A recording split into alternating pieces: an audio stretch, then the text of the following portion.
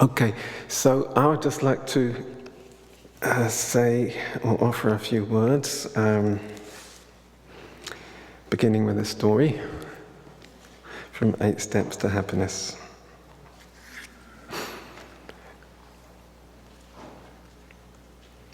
Now, at the beginning of 8 Steps to Happiness, Geshe gives a story of Geshe Patawa. And he says, Geshe Patawa was renowned throughout Tibet as a great scholar who showed an immaculate example to other practitioners, emphasizing the practice of bodhicitta, the altruistic mind of enlightenment. He wrote many profound scriptures of Kadampa Buddhism, in particular a text called the Scripture of Examples, in which he used everyday experiences to illustrate the meaning of Dharma. In this text, he recounted a story about a thief who had broken into a house, found a barrel of chang or Tibetan beer, and proceeded to get drunk. The family was awakened by his singing. How happy I am to be drinking from the mouth of the barrel of chang, but how much more wonderful it would be if I were drinking from the bottom of the barrel.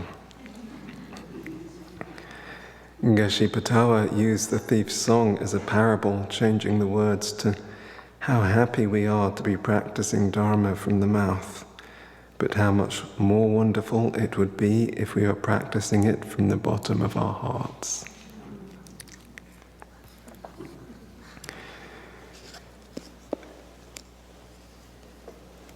So this evening, really, it would be good if together we can look at how we can, during this festival, enjoy Dharma from the bottom of our hearts.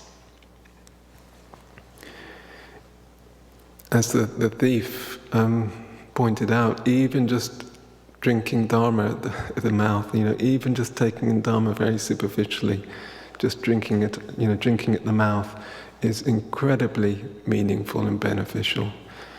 Even if all we do during this festival is just come into the temple, sleep through the teachings,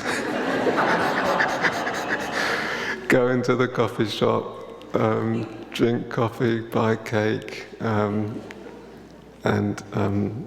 just hang out, we will have a wonderful experience, wonderful and meaningful experience, just through some sort of spiritual osmosis of being in the company of so many wonderful people.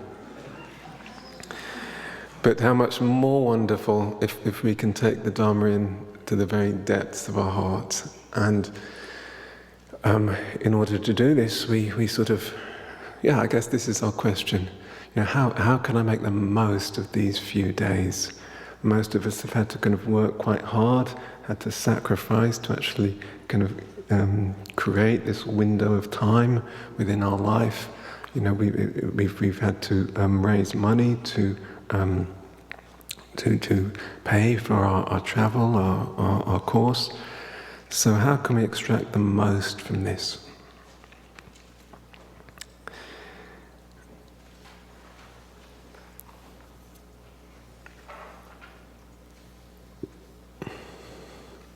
Going back to the parable, it's a little bit like, how can we get completely intoxicated by Dharma?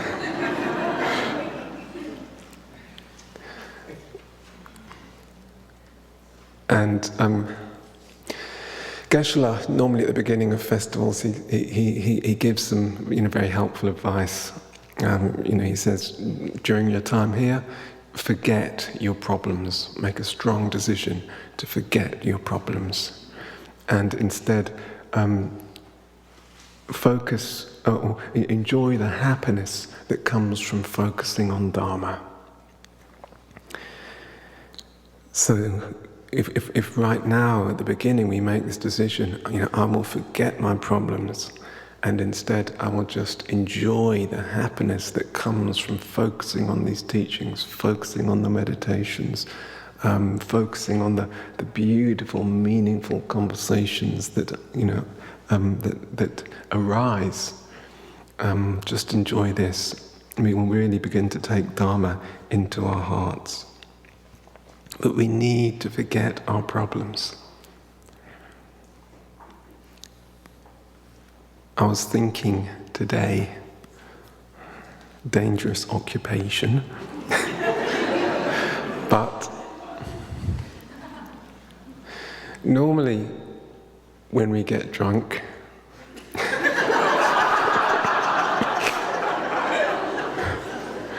we get drunk to forget our problems. Maybe we feel unhappy, we feel depressed, we go into town, we find a bar, and we proceed to get drunk in order to forget our problems. When we're in Dharma, it needs to be the other way around. We need to we need to forget our problems in order to get drunk. Intoxicated with Dharma. As long as we're still holding on to our problems, there'll be something something preventing our mind mixing with Dharma. We've got to let go of our worries, temporarily just forget our worries, forget our problems, forget our concerns, just let them go temporarily. And then